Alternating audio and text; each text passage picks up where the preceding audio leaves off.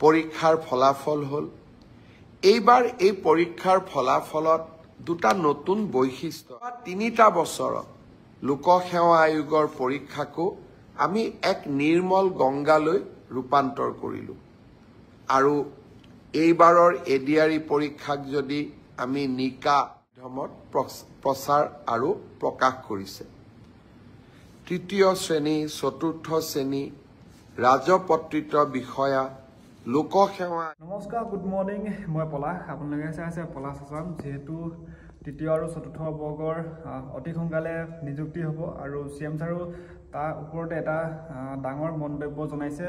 মই ভিডিঅ'টো দেখাই দিম আৰু লগতে চিএম ছাৰে লাইভ আহি নিজে কৈছে তৃতীয় আৰু চতুৰ্থ বৰ্গৰ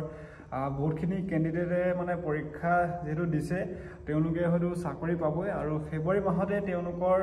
নিযুক্তি দিয়া কথা কৈছে চিএম ছাৰে যি তৃতীয় আৰু চতুৰ্থ বৰ্গৰ এক্সাম মানে এটা ভাল মাৰ্ক পাই থৈছে বা তেওঁলোকৰ যিবিলাক প্ৰচেছ আছে তৃতীয় আৰু চতুৰ্থ বৰ্গৰ অতি কম দিনতে হৈ যাব আৰু আপডেটটো দিবলৈ চেষ্টা কৰিলোঁ আৰু যদি চেনেলটো প্ৰথম চাইছা পলাশ আছাম ভিডিঅ' চেনেলটো ছাবস্ক্ৰাইব কৰি দিবা আৰু তৃতীয় শ্ৰেণী চতুৰ্থ শ্ৰেণী ৰাজপত্ৰিত বিষয়া লোকসেৱা আয়োগৰ পৰীক্ষা এই সকলো বিলাকতে মেধাৰ ওপৰত যি এক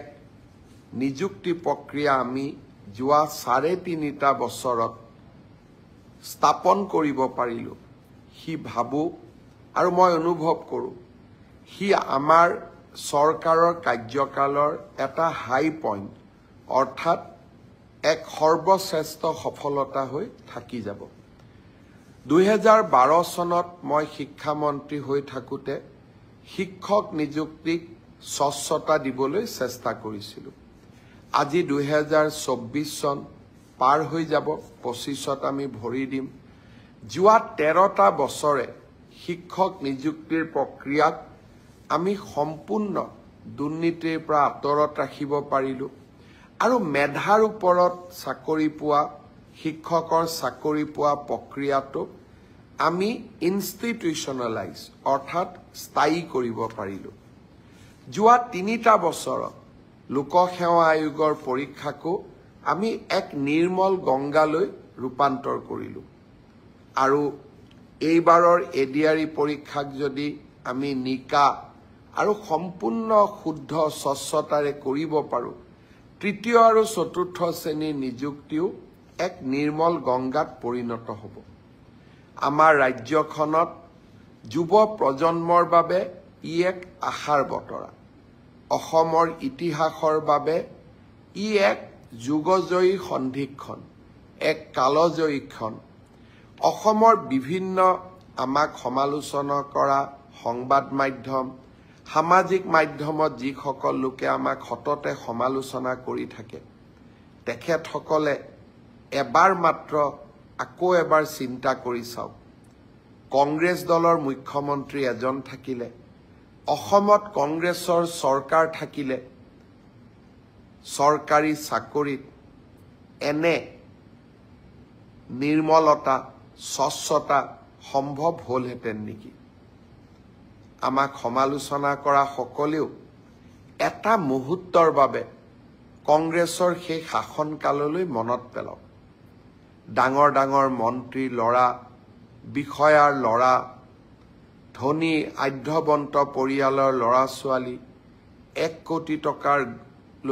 লৈ উপঢৌকন ৰাকেশ পালৰ দৰে ব্যক্তিৰ সৃষ্টি আৰু অসমৰ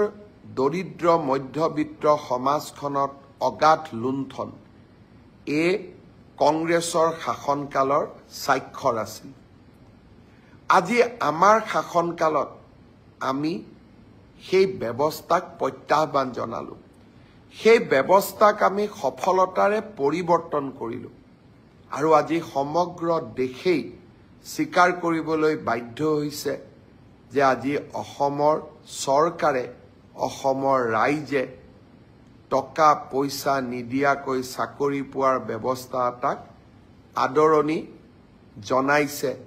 আৰু তাক আমি আনুষ্ঠানিক ৰূপ দিছোঁ পৰীক্ষাৰ ফলাফল হ'ল এইবাৰ এই পৰীক্ষাৰ ফলাফলত দুটা নতুন বৈশিষ্ট্য আছিল যোৱা কিছুদিন আগতে কেবিনেটত আমি এটা সিদ্ধান্ত লৈছিলোঁ অসমৰ আটাইতকৈ আদিমতম আৰু আটাইতকৈ প্ৰাচীন জনগোষ্ঠী দুটাই আছিলে মৰাণ আৰু মটক যিকোনো কাৰণতে শৈক্ষিকভাৱে পিছপৰি থকা বাবে সেই জাতিটোৰ পৰা আজিও দুইটা জনগোষ্ঠীৰ পৰা আজিও এজন মেজিষ্ট্ৰেট বা ডিএছপি বা লোকসেৱা আয়োগত পৰীক্ষা পাছ কৰা যুৱক যুৱতী আমি ভবা ধৰণে নিৰ্মাণ কৰিব পৰা নাছিলোঁ মই এবাৰ প্ৰতিশ্ৰুতি দিছিলোঁ যে মৰাণ জনগোষ্ঠীৰ বাবে এটা মেজিষ্ট্ৰেটৰ পোষ্ট আৰু তেওঁলোকৰ বাবে এটা ডিএছপিৰ পোষ্ট আমি সংৰক্ষণ কৰিম আৰু তেনেধৰণে মটক জনগোষ্ঠীৰ বাবেও এটা ডিএছপি পোষ্ট আৰু আমি এটা মেজিষ্ট্ৰেটৰ পোষ্ট আমি সংৰক্ষণ কৰিম এইবাৰ মৰাণ মটক জনগোষ্ঠীৰ স্বাগতা বৰুৱা আৰু মৰাণ জনগোষ্ঠীৰ সেউজ দহোটীয়াই এই সংৰক্ষিত আসনত এচিএছত উত্তীৰ্ণ হ'বলৈ সক্ষম হ'ল ঠিক তেনেধৰণে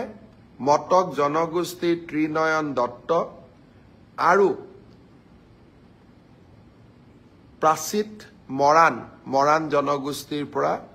ডিএছপি পোষ্টত সংৰক্ষিত আসনত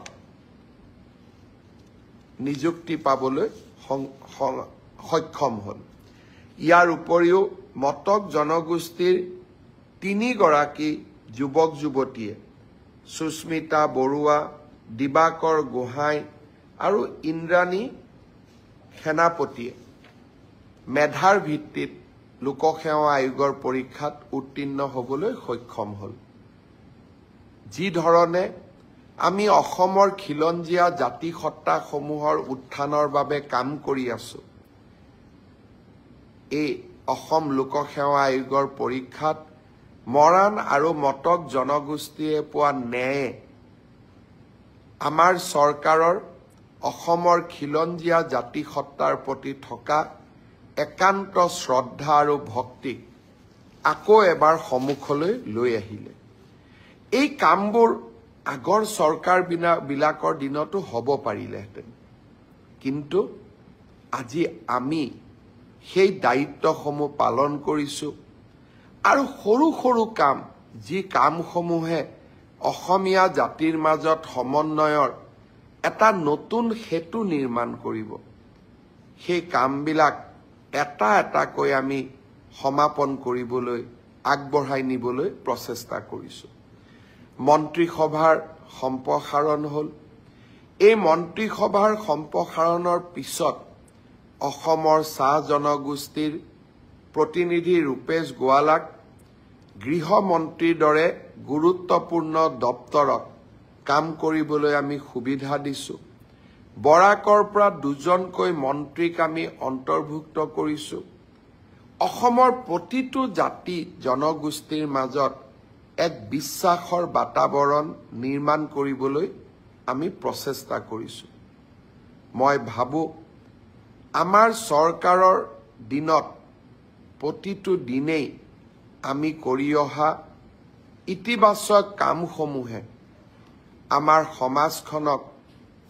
এক নতুন মাত্ৰা দিব